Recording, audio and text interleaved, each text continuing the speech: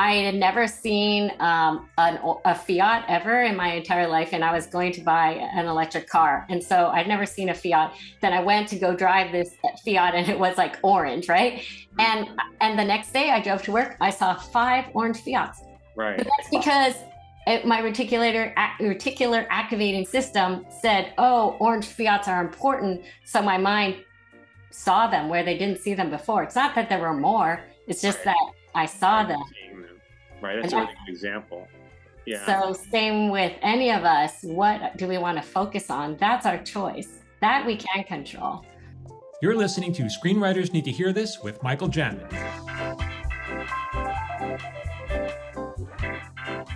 Hey everyone, it's Michael Jamin. Welcome back to another episode of Screenwriters Need to Hear This. We got a special podcast today. They're always special, but this is my friend Missy Ozeas. And Missy, I'm going to make you famous today. All right. That easy. All you do is come on this podcast and I make you famous. I love it. Missy, let me just tell everyone what she's done. So I met her years ago. She's a camera operator, focus puller, technically, on Just Shoot Me. But she was also working at the same time. That was only like a 2-day week job. Same time working on Friends, where my wife was working as an actor. So you knew both of us separately at the same time, I believe, right, Missy? Well, actually, I did not work on Friends or Just Shoot Me.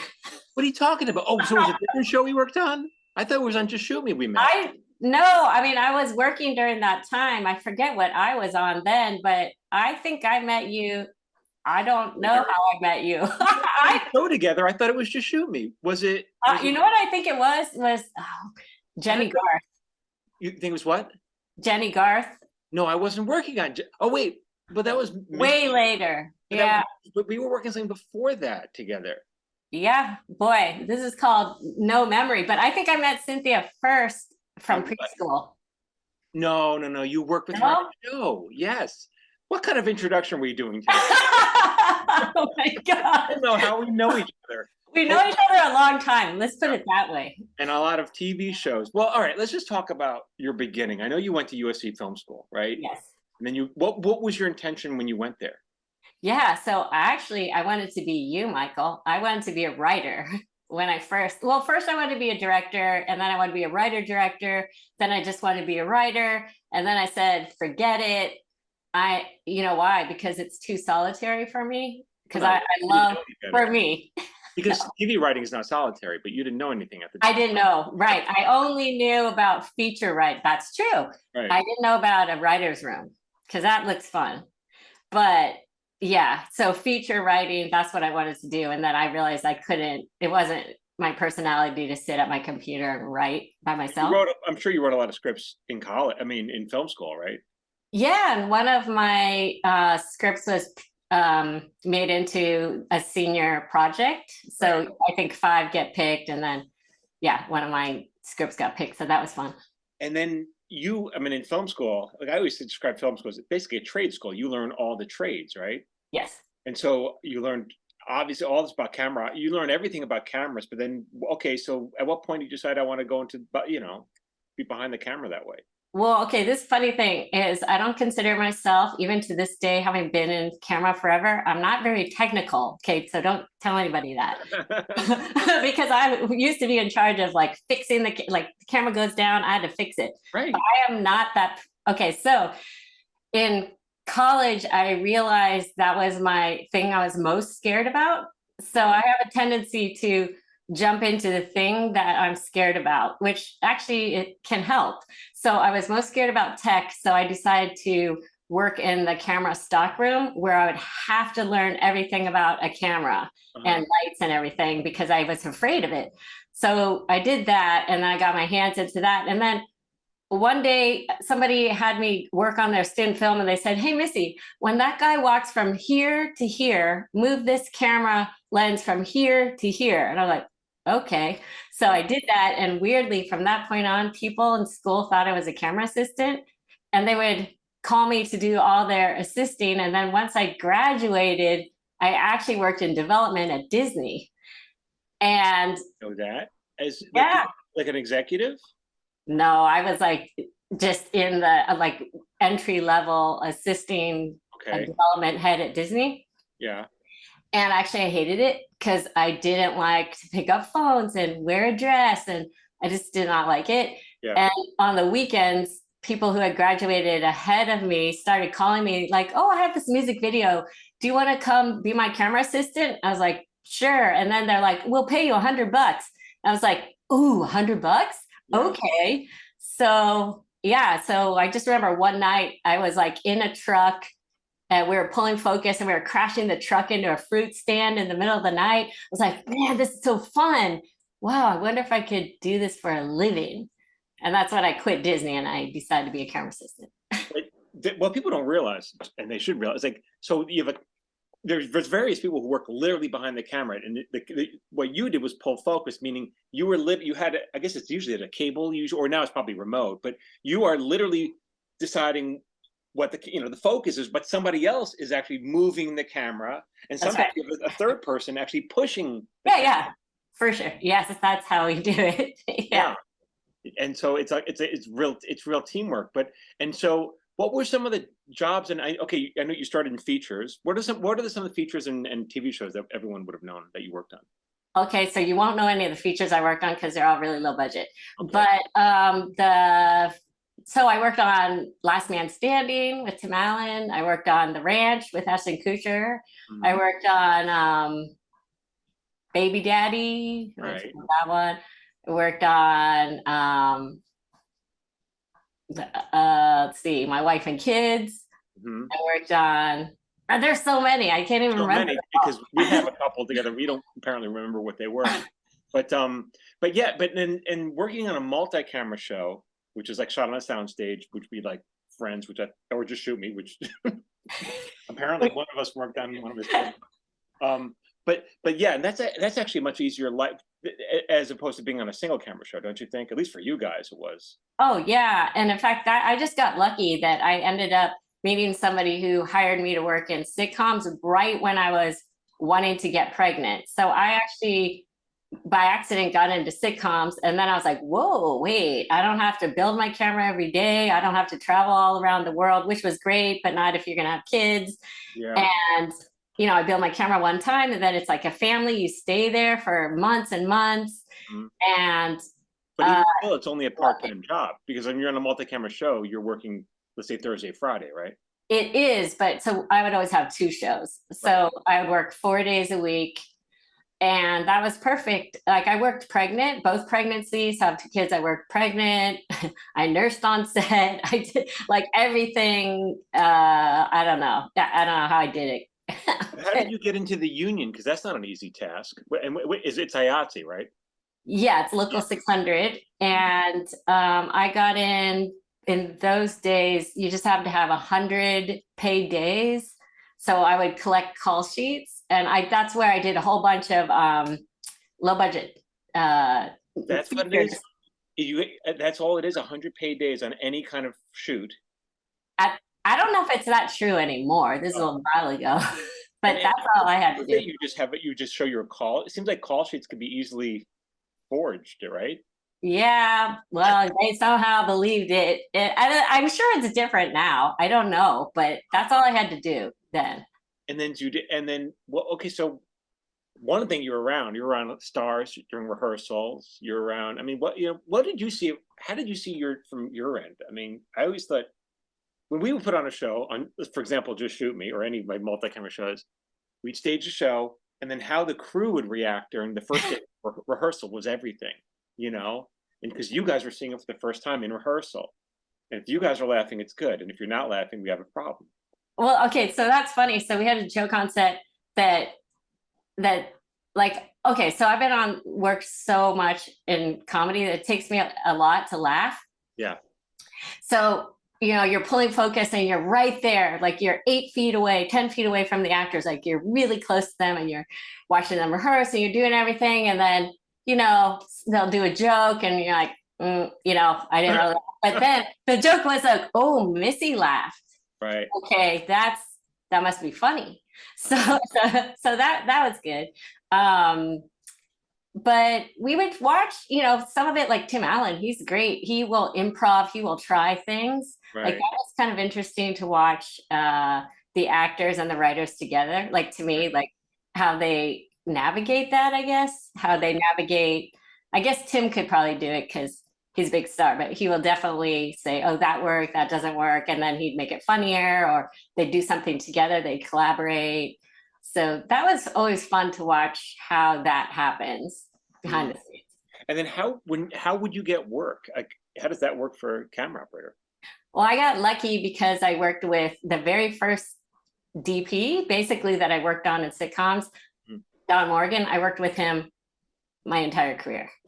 Wait, you didn't have any other DPs you worked with? I did have other DPs when there were off times, or maybe my second show, but literally my entire career was thanks to Don Morgan. Right, and that's kind of how it goes, right? Usually a DP is director of photography, and then they're hired, and then they basically pick their crew, right? Is that how it usually goes? Yes, yeah, and I just feel super thankful because he's like the nicest guy. He's very talented, and he just kept working. I got lucky. Every time he worked, I get to go with him. So. And then how would you get other jobs that weren't through him? Because the sitcom world is so small. And so if you think about camera, it's the same group. Like you probably saw in all your shows, it's kind of the same people. Yeah, yeah, but it's it's funny because working on a multi-camera show is very different from a single camera show. And often people float in and out. I mean, at least I was on low budget shows a lot, so people just jump the minute they get a better offer. Yeah. But then was it hard for you? Because, well, maybe you didn't do this, but I always felt for people, especially crew members who sub in for a day or two, they don't know anybody.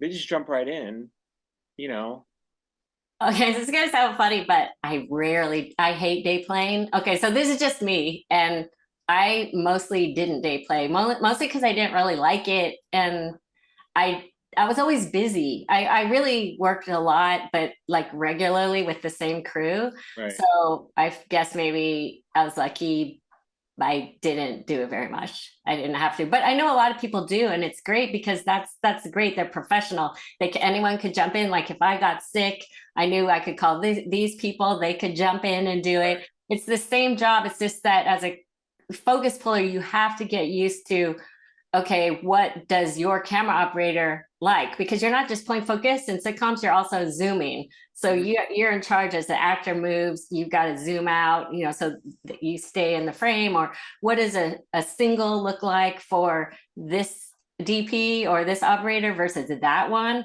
It's different. Or what is, we know, oh, this director's coming in, this director likes, really tight singles. So you just have to know, oh, that guy likes that, or this person likes this. And you take notes though during the run through, right? So Yeah, we take notes, and then what I love is I was mostly on the center camera. So the center cameras are the ones that have more movement, and they're the wider shots. Right. And to me, that's what I love, because you pretty much don't even look at your notes. You're just looking at that monitor, and you're just doing it all intuitively. Like that's what I love. That's what I thrived at. I was bad at technical, but I could use my intuition to just keep everything in frame. Like that was so fun. That to me was fun. Yeah, that's so interesting. I remember when I was working on Marin, there's a single camera show, and it was working on set, where on location. It was like some cramped like living room or something, and I was running the show, and I was my partner, and I remember like I was hunched over the camera because I couldn't see. The Video Village was somewhere far away. I wouldn't be on set, and I was hunched over the guy pulling focus. He got so mad at me. He's like, "Get off the set!" Like, where am I supposed to go? Yeah. Sometimes we have to share like that. Occasionally we have to do that with the director, and you're kind of like, well, okay, wait, I need to see too. Yeah, you need to see too, right? I know. He was upset. I was like, I don't want to fight. The guy filed a grievance against me. It's like, it's because you know what? It's like you're in his office. If you think about it, this is my Apple box and my monitor and my focus point. This is my office. I know, this is an office. And the way I felt was like, well, this is my set. Yeah, right. That's true. No, but we were at odds. But I made sure I stayed away from him after that. I was like, I don't want the guy, calling the union on me or something. But okay. And so mostly you did sitcoms. You didn't even do a lot of dramas, right? Nope. Once you get in sitcoms, especially if you're a parent, I think it's like, it's so, I don't want to say easy, well, kind of easy in that, like physically it's easier on your body because everything's built and you just come in and it's like a family. I loved it. But we're talking about multi-camera because single camera is a whole different thing, right? For you. Yeah, that's not that fun to me. And now there's very few single camera shows, especially sitcoms, rather. Yeah, that's true. I mean, I so don't know. Yeah, that's it true. really isn't. I mean, so because I want to talk about, so I understand why you got into the business, and I know you started transitioning out of the business. And so what motivated you? Like, what was that like? When did you know it was time? Okay, this is how I do it. Well, I've been kind of bored, I think, but I didn't admit it to myself. And I think we can get complacent. Like we can just say, well, this is a good life. And I did, I still loved it. But part of me was bored. And then I realized, like you can ask people who work with me, I'm spending a lot of time talking to people about their problems. Like almost, and then it's like, oh, okay, wait, I better get back to my camera and find out what's going on. So I would talk to a lot of people about their problems. I was like, hey, this is kind of interesting. Like, why is that? And then one day on the ranch, the director came up to me and he said, okay, I mean, he's really nice. He's like, okay, Missy, it's time to move up. What do you want to do next? And like, he was really kind. That was really nice of him to say. Right. And then literally, I think my mouth was like, no. And then I was like, whoa, that's super rude. But that's actually what I felt is like what I actually was, I think what was going through my mind was no way in hell do I want to like learn another trade or even stay in this and really any longer. But that hadn't occurred to you because you, at that point, well, you've been working as in camera for, I don't know, 20 something years or more, right? Yeah. Yeah. It hadn't occurred to you that you wanted to do something different before that, or, kind of, but you always get reeled back in because it's like your whole crew is like, oh, we've got another season on this, or this got a pickup. And it's like, you're kind of going with that tide. And I felt lucky that I was able to do that. Right. And then it's like, there's not that many spots as a focus puller in multicam. Why would you give it up? So those sort of beliefs of really it's scarcity and also just being scared to even find what the other thing is that you want, because I didn't know what I wanted. That's the other thing. I didn't even know what I wanted to do. So it was hard to say I'm going to leave to do what? I don't know. But if you had, like, let's say a camera up was sick, you could have stepped in that day, right? Yes. And okay, that was the other thing that was happening is people were saying, okay, Missy, it's time to move up, be a camera operator. But I had zero interest in that. And that I did know. I was like, oh, okay, then that means I'm going to have to go back to square one and start working, on maybe lower budget things as a camera operator. Well, maybe not, but it wasn't a hell yes. It was more like ugh. So that's all I can say. You're in this creative business, creative field, and you were just stagnating, but you're okay with that. I mean, you didn't want to do anything different. Yeah. I didn't know what that would look like. What would that be? I didn't know, but I just knew it wasn't that. So actually that's a really good point. I had clarity about what I didn't want, I think. Like, okay, I know I'm getting to the end of this, but I had no clarity on what I wanted, right. What I actually wanted. And then how did you find that clarity? Yeah. So after I said no to the director, I was like, ooh, that was weird. Okay, I better examine that. So I went back to my meditation. Was he insulted? By the way, was he like? I don't know. He's like a nice guy. I don't know. I don't know. I never went back and asked him that. Right. But yeah. So I recommitted to my meditation practice, which I had before, and then I just ask every day in my meditation, like, give me an answer. Like, what am I supposed to do? But let me ask you this though, before you go on, because I meditate as well, and I always feel like you're not supposed to think when you're meditating. Like, I don't understand people who say, I ask myself when you're meditating. Okay, so that's a great question. So I had heard, and now I really believe this, that if you ask the universe a question, by law, it has to answer. Mm-hmm. So it will give you an answer, whether that's a voice. I mean, you wouldn't think it's a voice in your head. It could be somebody else talking to you and giving you an answer. You read something, you get some kind of answer. So I was like, okay, I'm going to try that. So I would set the intention at the beginning of the meditation. Hey, during this meditation, by the way, can somebody tell me what I'm supposed to do next? But at that point, when your mind wanders, you're supposed to get back to focus on whatever the breath or whatever it is you're focusing on.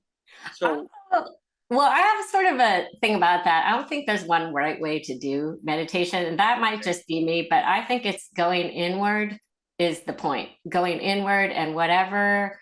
So some of the, like they say, the monkey mind, the thinking, that's actually just needs to get out. Like the more we try to like control it, the more it's going to try to get in there. So part of it is just letting those thoughts come and then letting them go. and then what? Because when if I meditate and I'm thinking about, oh, I got to balance my checkbook or whatever it is, then I think myself, no, get focused back on. Don't be distracted. Get back on the path of whatever that is. And so I don't understand how, if you're waiting to hear an answer during your meditation, I don't understand how that's supposed to work. Yeah, well, I didn't quite understand either until it happened. But what I will say is it's a process and it's different for every person. So when they say you have to meditate this way and you have to do this, I don't think so. I think you could be walking and that could be a meditation. Like some people walk better. It's really just getting into a deeper part of your mind. So you could say it that way, or you could say connecting to your higher self. There's just different ways to say it, but you're really getting deeper than that surface stuff. Like I have to do my checkbook or I have to do that. Are you thinking, or are you trying not to think? For me? Yeah. For me, when I go to my change station, actually, I'm not trying to do anything. And I think that's might be the key, is I'm just, whatever's coming up, I'm kind of sitting there open to whatever's coming up.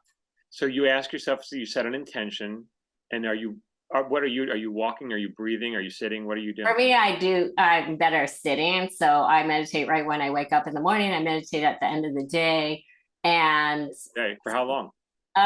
It's different every time. I have like 30 minutes or less at the beginning. And then at the end of the night, it's much less. But so you close your eyes. Yeah, I close my eyes. You're sitting in a chair. Yeah, I'm sitting up in my bed or somewhere, but you sit up usually. Right.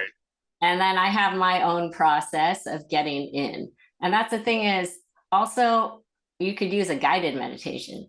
Yeah. What is your can you share what your process is? Yeah. So I actually okay, so now it's going to get kind of woo-woo here, but I call in. So I put my hand here because this is like the high heart. So it's like a touch point. And I call in basically my spirit guides, because I believe that we all are guided, however you want to call it. We have beings that help us. It's kind of getting out there, but so I call them in and then I just sit in my meditation. And I also do a lot of work for the future.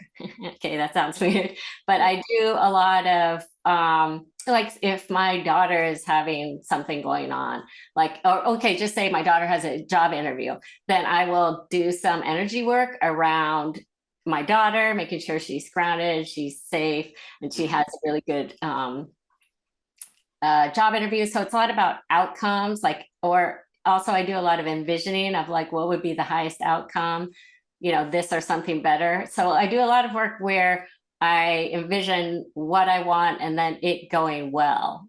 I'm going to interrupt you for just one second to get back on it. So I should mention you got out of working on set and now you are a healer. This is how you help people. So this is why you know so much about this. But okay, so let's say your daughter's going on an interview and you're trying to help her by setting an intention. And by the way, you helped me with something, so I'm going to talk about that in a second. But so she goes on an interview, and you're setting out this energy, hoping that it goes well.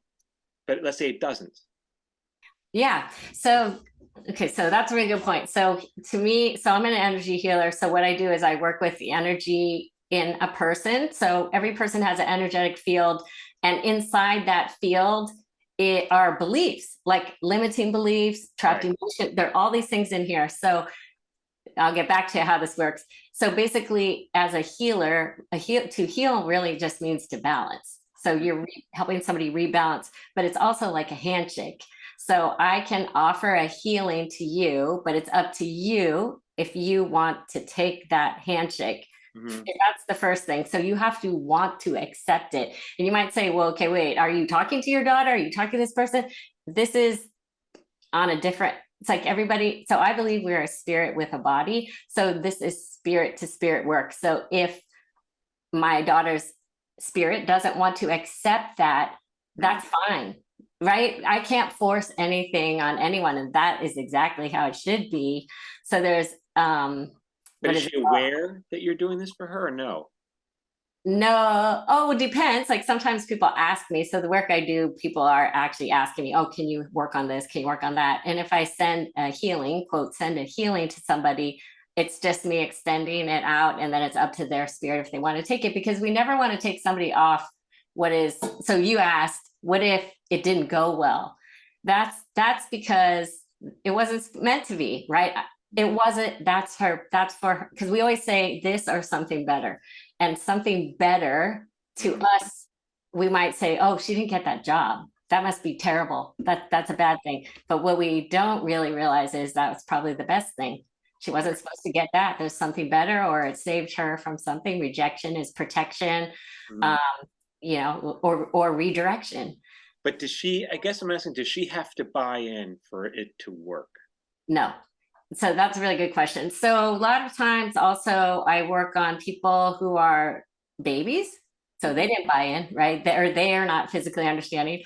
Or if somebody is sick, like say you have a parent and they're like, they're unconscious or something, you can still work on an offer that person. And it's up to that person's spirit whether they not want to take it or not. So no, you don't have to because it's not same as therapy. Like when we're in therapy, we're talking about it and it's about our mind.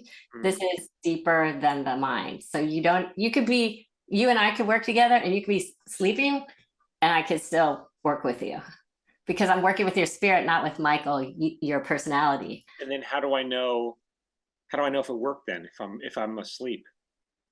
Oh, yeah, well, because you'd kind of watch the outcomes. So you'd watch for outcomes, and so example is like if we looked at you, Michael, and we said, oh, okay, Michael, like if you said, or say we have a young screenwriter who's coming up, really wants to sell this screenplay, but if I looked in his field, I saw something that said, I'm not good enough. Like maybe there were 3 and something happened and they have that belief, I'm not good enough. Well, it's going to be really hard for that person to sell that screenplay because they're going to feel, well, I'm going to turn it in, but it's probably not good enough. And they're going to approach with that energy. Right. So wait, I don't know if that answered your question. Well, it's interesting. It's funny. You work with me, I think it was a couple of years. I know it might've been 2. 2 at least, right? Yeah. And so I was in this space where I'm writing this book, and it was just at the beginning of this book. And then you helped me, and I wrote down, I have my notes, what you wrote down. Oh, actually it says September. Well, I'm not sure if that's right, but you spoke to me about a couple of things. And the ones that I wrote down were, my voice is a gift to this world. Yeah. Well, that was a big one. And that really meant a lot to me. And I really wound up thinking about that a lot afterwards. And then the other one was, what lies am I telling myself?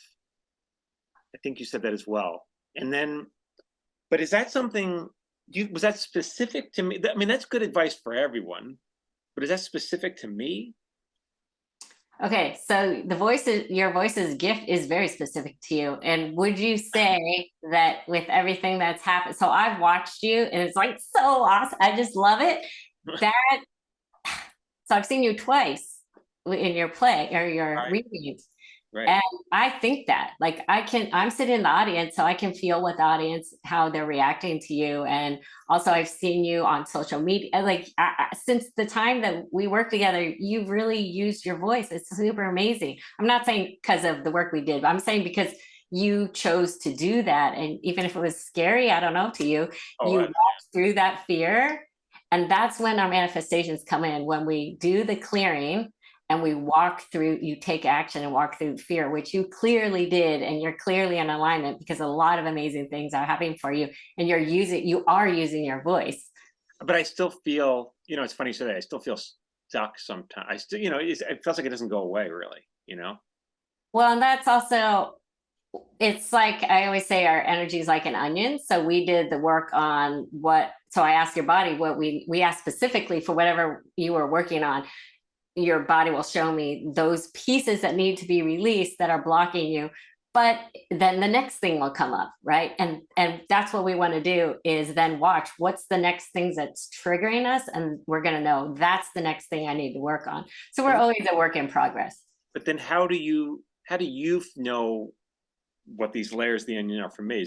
Are you intuiting it? Are you like, what, Yeah, okay. So that's that weird thing. So I have this weird gift, and where I can see energy. And like when I was little, I saw ghosts and stuff, and I was scared of looking in the mirror because I would see things. But then I cut it off because I could tell that that was not appropriate.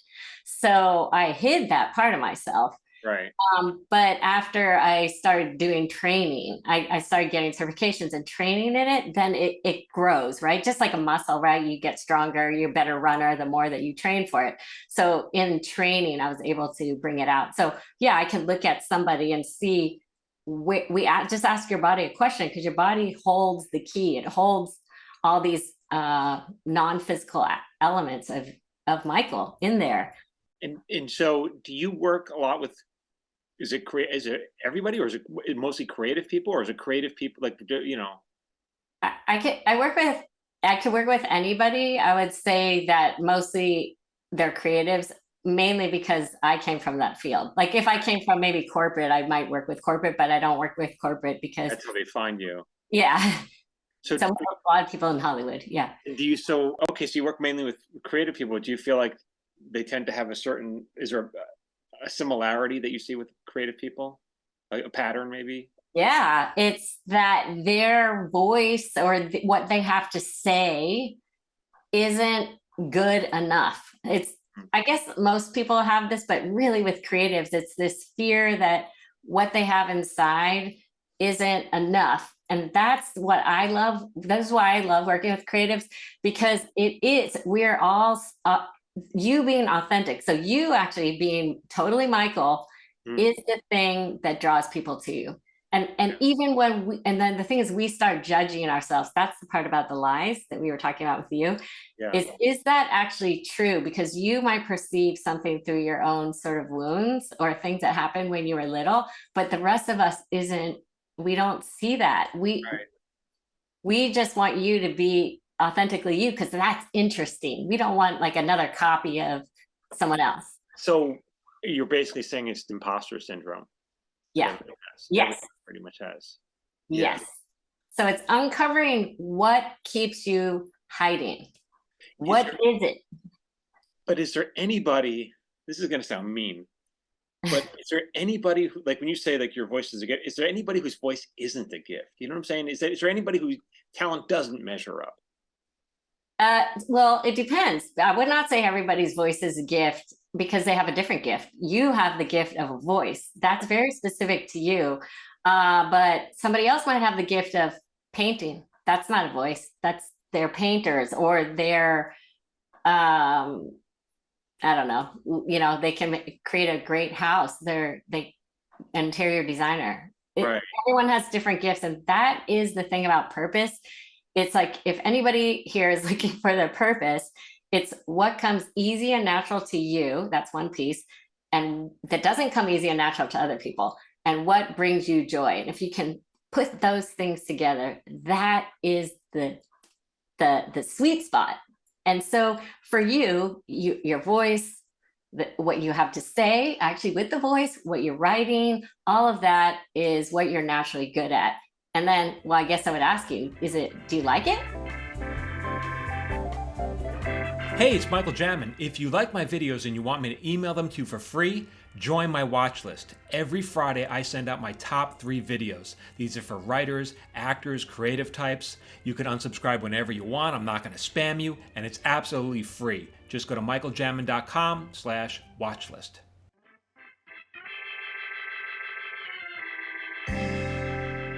Well, yeah, I mean, yeah, when you saw like my show, like we're putting more energy into that.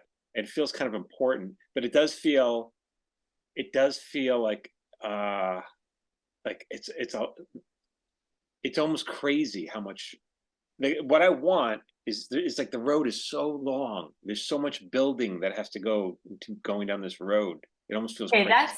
that's different though. What about when you're doing it, when you're either Oh, writing it or when you're performing it? What is oh, that? you know what? Right before I go on, in that stage, every single time I go on, I can hear the audience chattering, the music comes on, and my heart, I'm getting a little nervous. And almost every single time before I go on, I go, why am I doing this?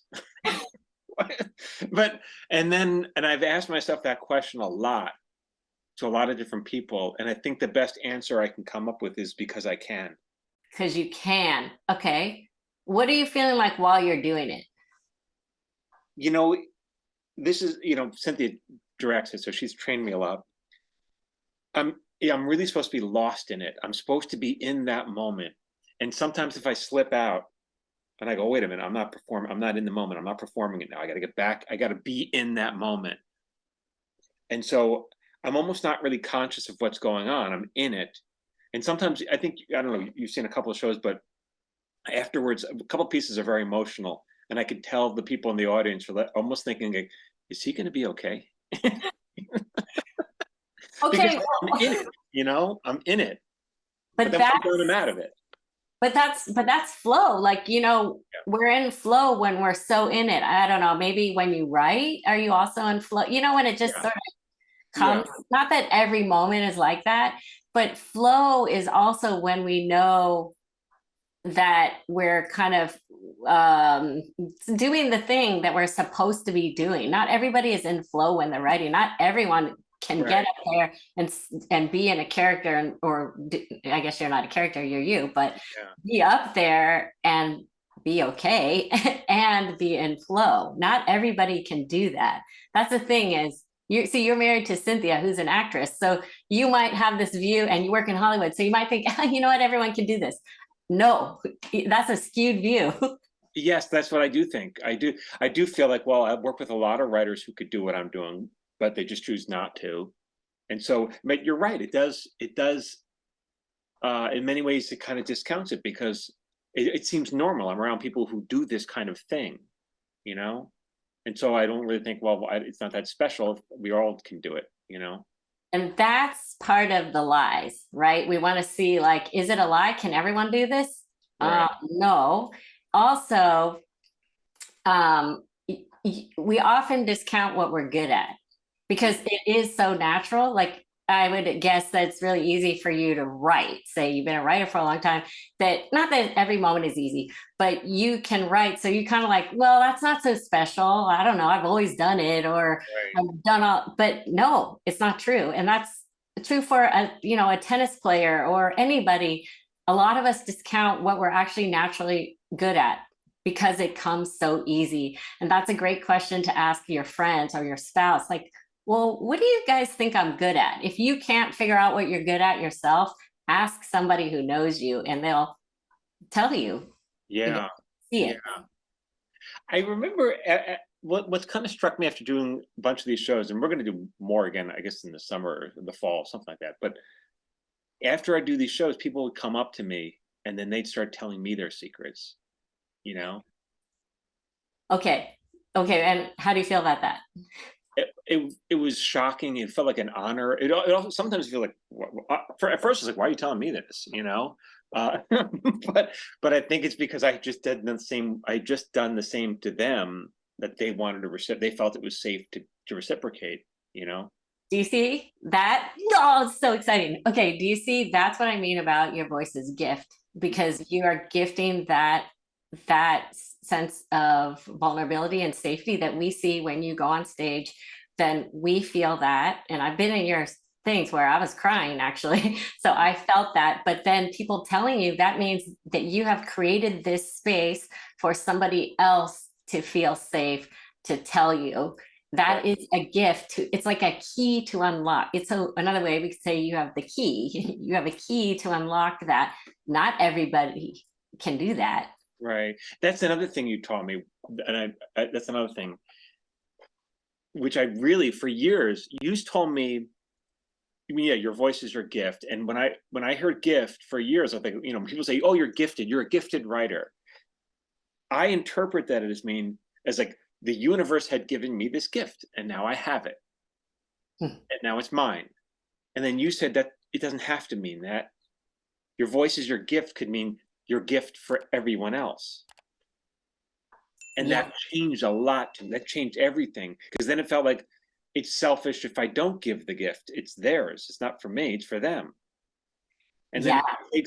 it really changed a lot because part of it, yeah, it felt like, well, this is my obligation is to give this gift. No, it's not. It's at first it felt like, well, okay, I have this thing, and I'm almost like, is it showing off, or is it about me if I have this gift? And you're like, no, it's about them. It's for them. Yeah. And the other thing I would say is, so when you were born, and this is you, but this is everybody listening, you were given gifts. The gift of writing, the gift of insight, the gift of whatever all your gifts are specific to Michael. And then you were also given desires.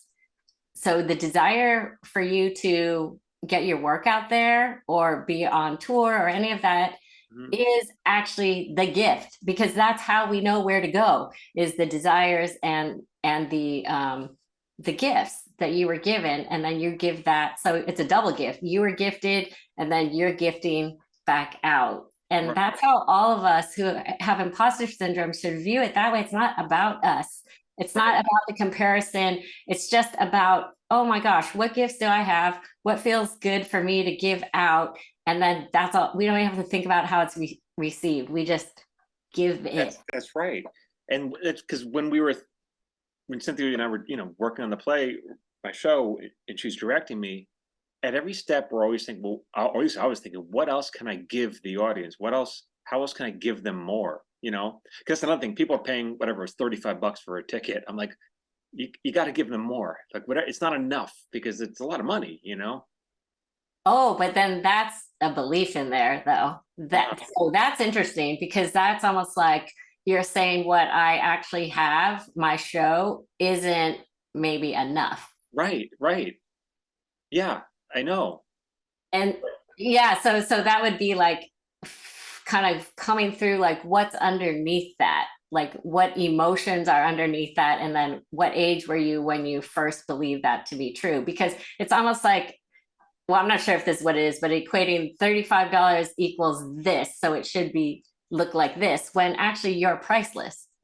There isn't another person that's like Michael. Yeah, but you know how it is. Like, first of all, I'm asking people, okay, to buy a ticket. I'm asking them to take whatever, an hour and a half out of their day, their evening, to get dressed, go to the theater. It's a big ask. Park the car, get a babysitter, maybe. It's a big ask. And then nothing is worse than bad theater. Okay, but so that's interesting you say it that way, because so I have gone to the shows. I didn't think of it that way that you're saying. I was like, oh, cool. I get to have an hour and a half or whatever time to not think about anything else, to just sit immersed in a dark room, listening to stories, feeling emotions without having to do anything else. So that's very interesting that you feel it that way. And I didn't see it that way at all. There was a million shows you could have gone to that night, if you wanted to sit in the dark and experience a show. Yeah, but I was excited to go to yours. I mean, and I think that's the other thing to remember: free will and choice. Anyone who is in your theater, they chose to be there. Right. So second guessing, oh no, did they choose to be there? Did someone make them be there? Do they not want to be here? That doesn't actually help them, because then you're maybe not giving your best performance, I guess. What they came to see you. It should just be, okay, they came to see me, or they wouldn't be here, because they choose free will. That's something else Cynthia helped me with. It was like, I don't know which shows you came to, but at one point, maybe halfway through the run, Cynthia's like, you're not taking the stage the right way. I'm like, well, how am I supposed to take the stage? She goes, you walk on the stage and you're a rock star. That's what she wanted me to feel like. You got to feel like you're a rock star. I'm like, but I'm not a rock star. Because you are when you take the stage. And that was difficult, to get that, to accept that. It didn't feel humble, So also I've heard you say a couple of things about that. So humble, or is that selfish? So that's actually programming, right? So somewhere, and I'm not picking on you, this is like all No, of us this have is these helpful for me. things, is that when we feel like that's bragging, or I shouldn't market my show, or I shouldn't, I must be humble. That's actually somewhere down the line, we learned that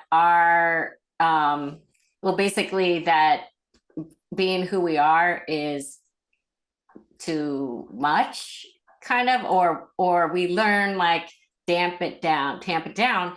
And what good does that do?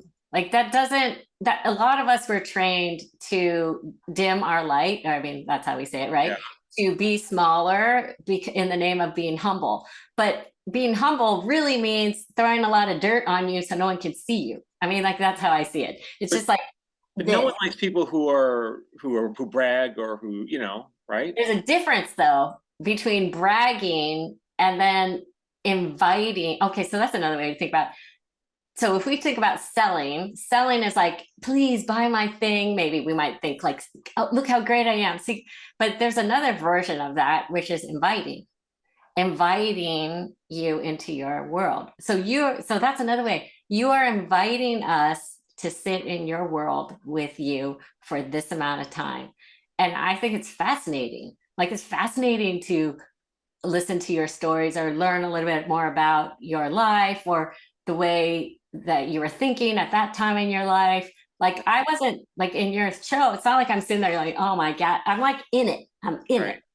And that's what people want. Just like, why do we go to the movies?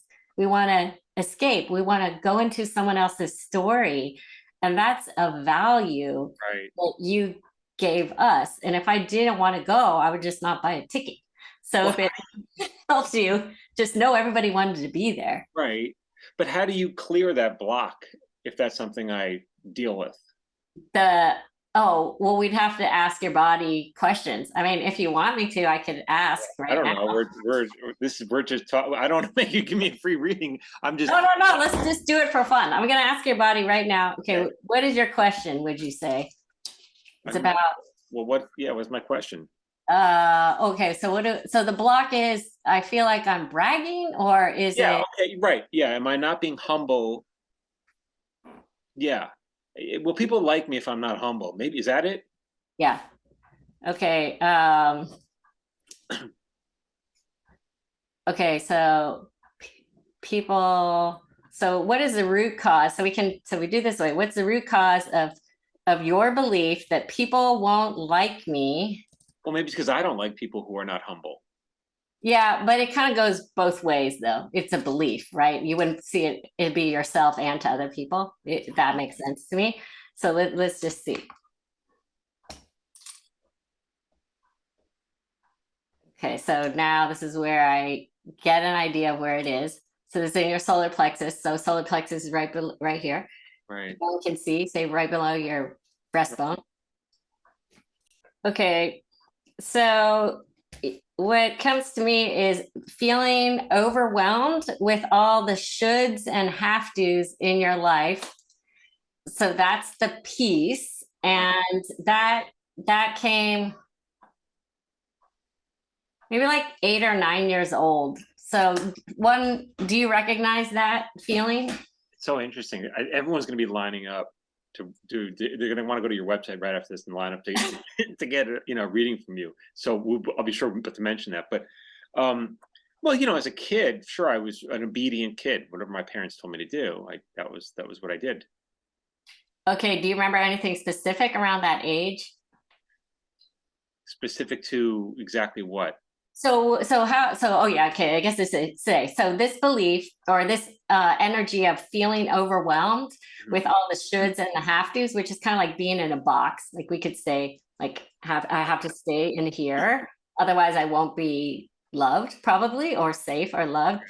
That feeling, you trapped it right here in your body, in your solar plexus, at around the age of 8 or 9 from a specific event. So how that could look is maybe something happened at school or with your parents, but a specific event. If you can't recall it, okay, so sometimes people are like, I can't remember anything. Well, it's okay. Your body is telling me that is what it is. But I always ask, I mean, do you actually recall anything? I I do recall being in school and being very nervous about doing my homework right, doing my, doing everything right. And it's funny, it's funny. Oh, okay. I, my mother saves all my report cards from when I was like 6 years old or first grade. I guess that's 6 years old.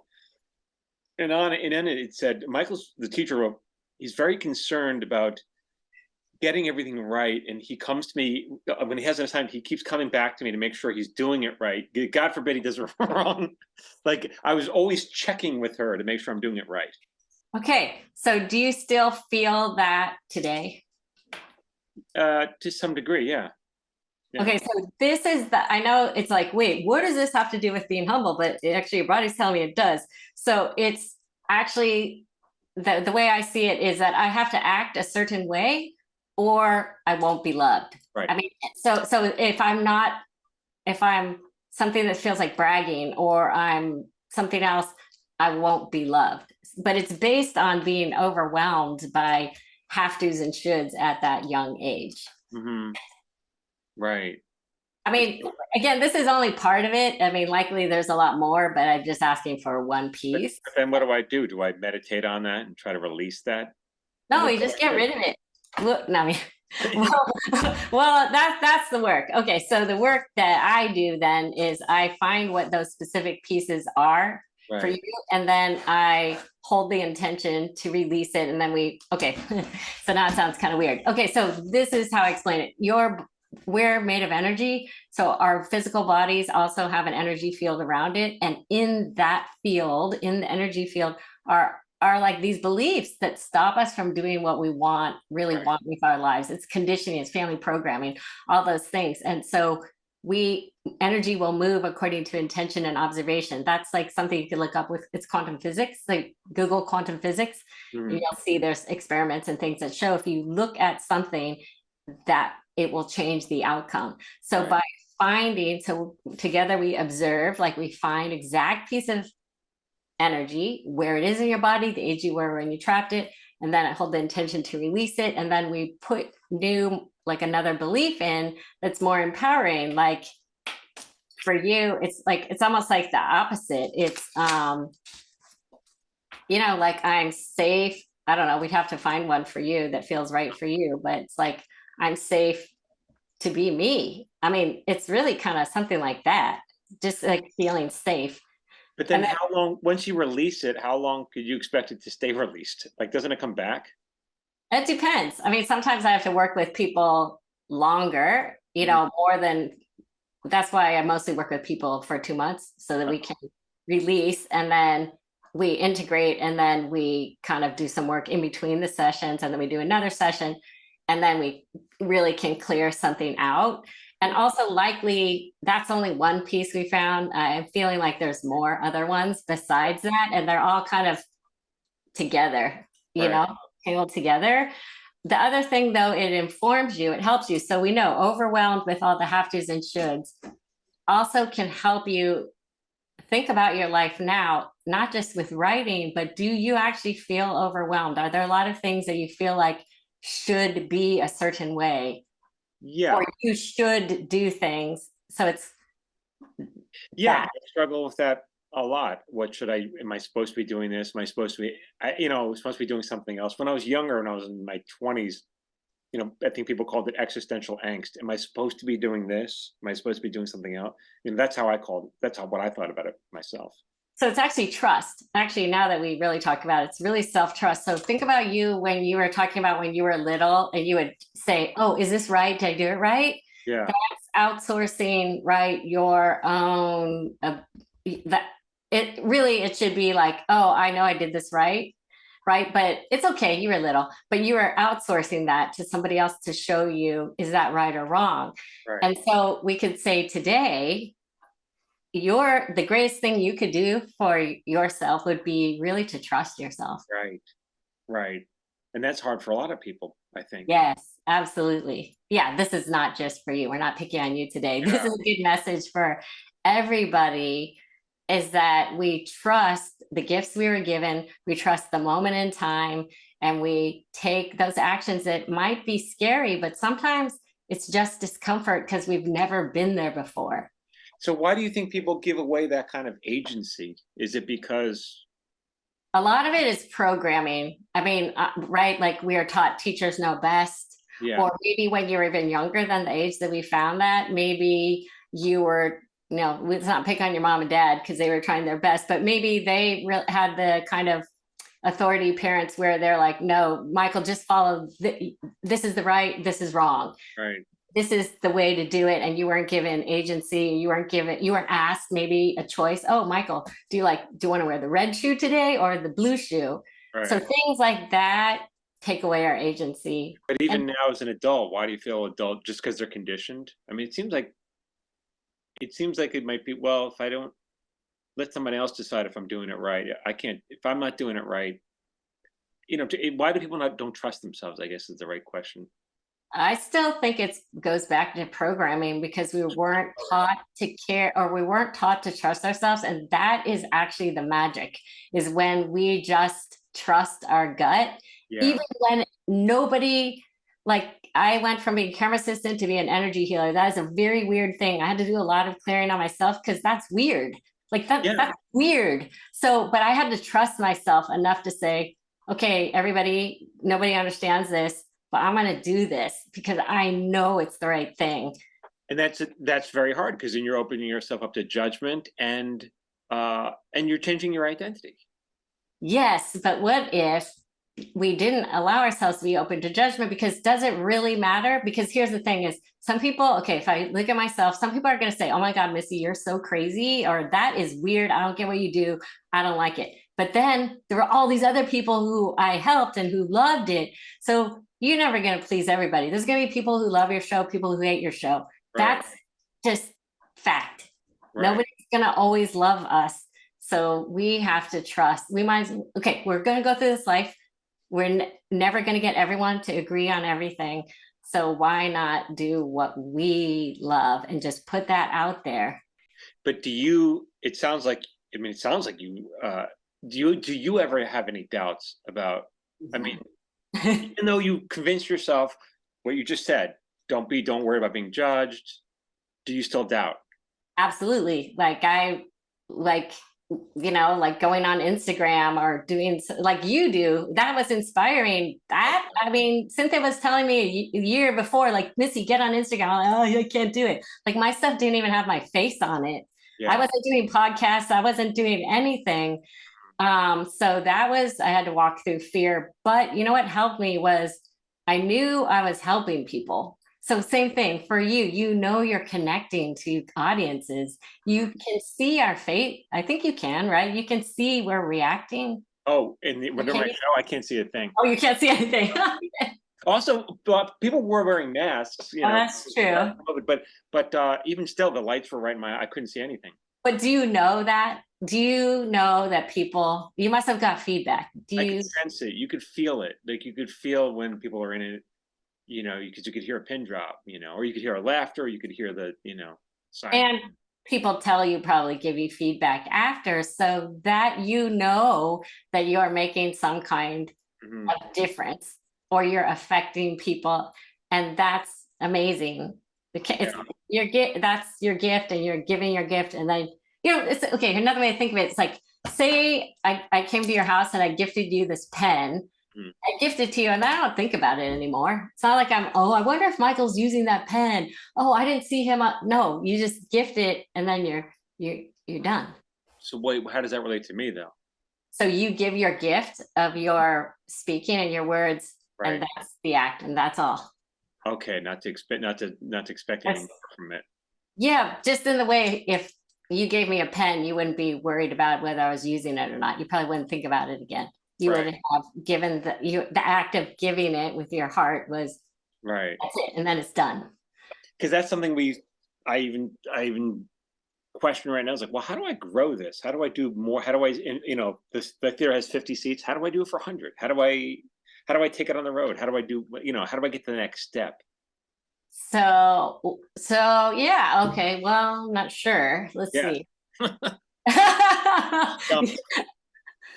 Well, I'm not sure, but one thing I would say is looking into what feels right. Like, does it feel like when you think, oh, doing a 100-seat theater, like, does that feel good? Or does that feel like, ooh, no way, I don't want to do it? Like, or does it feel better? You'll kind of tune into what feels or sounds good to you. It feels better.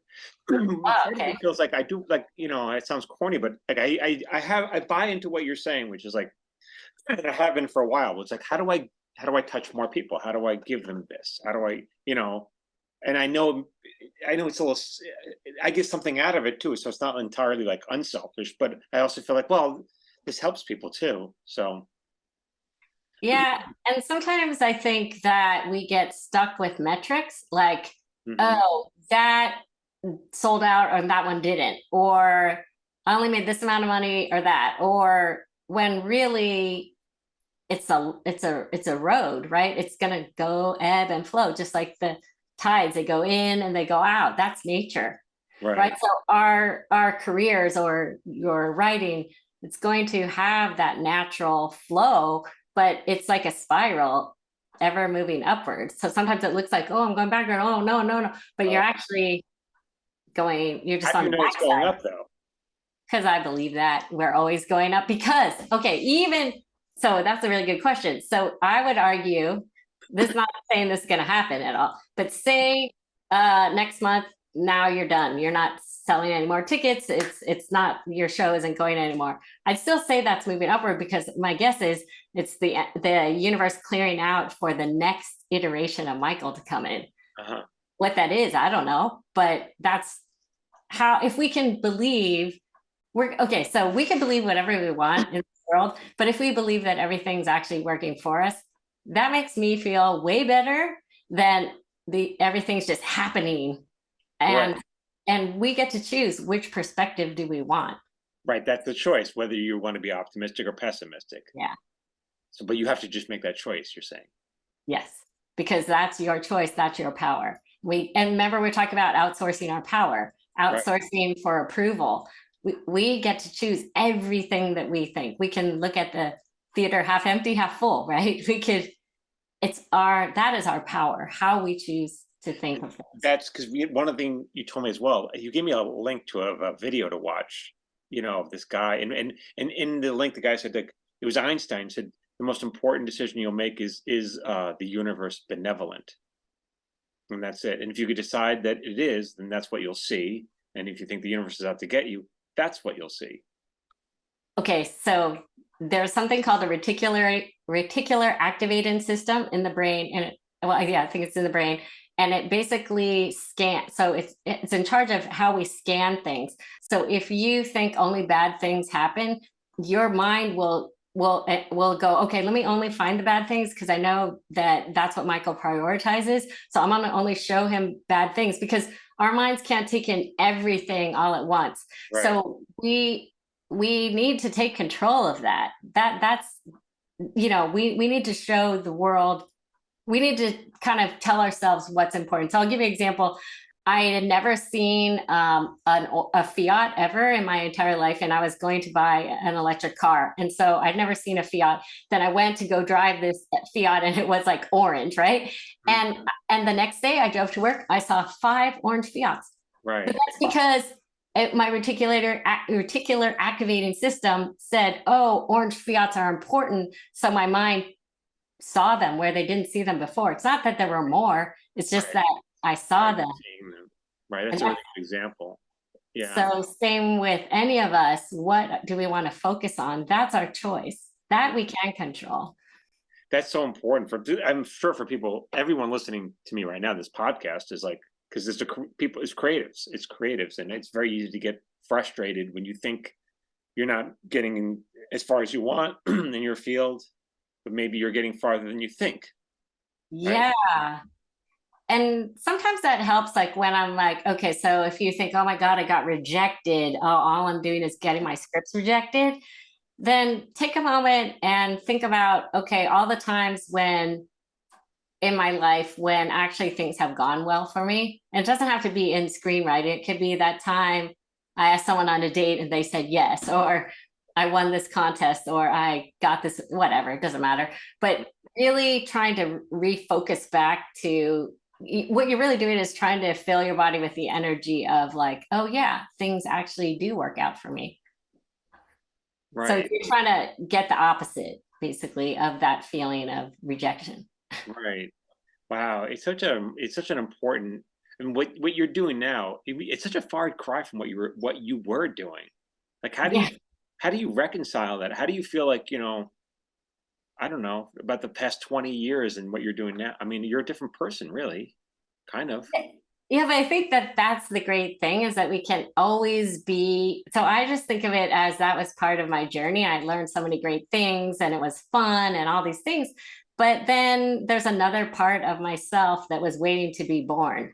And I Right. think that we all look that we're never too old to come back to yourself. And it's really coming back to what's authentic to you. So that's true for every creative is what's authentic to you is the thing that's wanting to be born. So if that's a script or you're an actress or you're an energy healer, whatever it is, there is something in us that wants to come out. And Right. that's the greatest gift we can give the world. What is that thing that wants to birth? Right. Wow. That's so interesting. Yeah, I mean, I got like I can't say it again. It was so helpful. That's why I wrote it down. Those things that you told me a couple of years ago. It was just helpful for me to reframe how I saw things. Especially with the word gift. That changed a lot. Well, I'm glad because now we get the gift of your show and just, I mean, it's amazing. Like all the things, just watching you with everything that you do is really inspiring. I Oh, thank really have to tell you. even the first time I went on TikTok, I was like, "Am I really doing this?" I mean, I really, it was very intimidating, and I was also worried about what my peers would think of me. What would people in the industry think of me? What's everybody going to think of me? But what do you think about that? It's really not. It's neither here nor there, really. I don't think anybody's really thinking about. I know I'm helping people, but are the people in the industry? Some people see me. Some people, I don't know if it's helped me professionally or not, but it's helped me personally for sure. But it hasn't been the worst case scenario, which is No. you're shunned or nobody likes you. Yeah, it hasn't been that. I haven't been called out or anything, but In fact, we could say you gained a greater community and yeah, more connection, for sure. which is the opposite of being shunned. So being afraid and being shunned, which we could say maybe that's the overall fear of what you had, you actually stepped through a fear, which is amazing and courageous. And on the other side of the fear was something bigger than you could have imagined. Maybe not in terms of, these markers, but meaning community and connection, which is the opposite of shunned. So that is so cool. Yeah, you're right about that. This is good for me. This talk is good for me. Missy, let's tell me how much this has been a good talk. I want to make sure people can find you and then follow you on social media and check out your website. I know your website is Missy Energy Healing. Yes, and same with Instagram, Missy Energy Healing. So super easy to find me, Instagram or my website. And you post tips just like this for this conversation, just to help people, and they can, go find. Yeah, hey, I got that from you. So thank you. I watched you giving tips about screenwriting. I was like, oh, I could do that with energy. So thank you. Yeah, I thank you. I mean, yeah, that's another thing. I think when you give, you always get, but you got to give first, you'll get, Absolutely. And a lot of people get that wrong. They think they want to get first and then give. No, you got to give first. And also, you don't even know how many people you gifted something to, just something that sparked something. People you haven't even heard from or heard of or even know their names. Yeah, I know. It is sweet. I do get some feedback from people. It's very touching, on social media. Yeah, so you got your community. Yeah, I do. What a great talk. Missy, thank you so much. Everyone go follow her, Missy Energy Healing. Check out her website, follow her on Instagram. And that's it. Missy, thank you so much again. What a pleasure. Thank you, Michael. So fun. Yeah. Okay. All right, everyone. Thank you so much. This is a great, interesting talk. I think this is going to help a lot of people. All right. You guys know what to do. Stay tuned for the next episode and keep following me here. Thank you. This has been an episode of Screenwriters Need to Hear This with Michael Jamin and Phil Hudson. If you'd like to support this podcast, please consider subscribing, leaving a review, and sharing this podcast with someone who needs to hear today's subject. For free daily screenwriting tips, follow Michael on Instagram, Facebook, and TikTok at Michael Jamin Writer. You can follow me on Instagram, Facebook, and TikTok at Phil A. Hudson. This episode was produced by Phil Hudson and edited by Dallas Crane. Until next time, keep writing.